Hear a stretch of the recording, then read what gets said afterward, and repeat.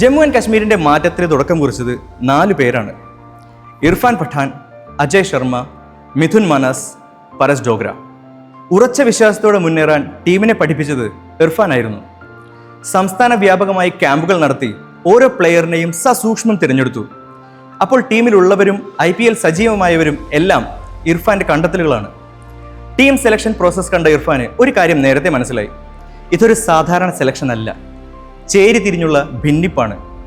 Players 2 വരിയായി തിരിഞ്ഞു നിൽക്കുന്നു. ജമ്മുവിൽ നിന്നുള്ള കളിക്കാരെ ജമ്മു സെലക്ടേഴ്സ് കളിക്കുമ്പോൾ കശ്മീരിൽ നിന്നവരെ കശ്മീർ സെലക്ടേഴ്സ് തിരഞ്ഞെടുക്കുന്നു.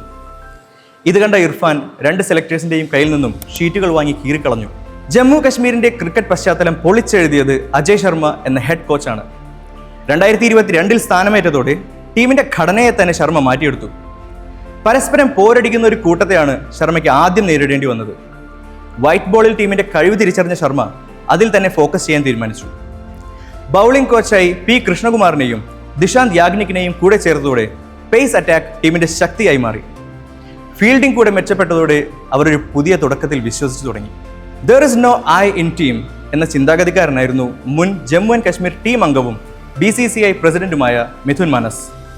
ഒരു താരത്തിനെ വാർത്തെടുക്കാനല്ല, 11 മികച്ച കളിക്കാരെ നൽകാനാണ് മിഥുൻ തീരുമാനിച്ചത്. ഒരിക്കൽ പ്രാക്ടീസ് സെഷന് വൈകിയെത്തിയ 2 IPL താരങ്ങളെ ഡിസിപ്ലിൻ പഠിപ്പിച്ചാണ് മറ്റ് ടീമംഗങ്ങൾക്ക് മിഥുൻ തന്റെ നയം വ്യക്തമാക്കിയത്.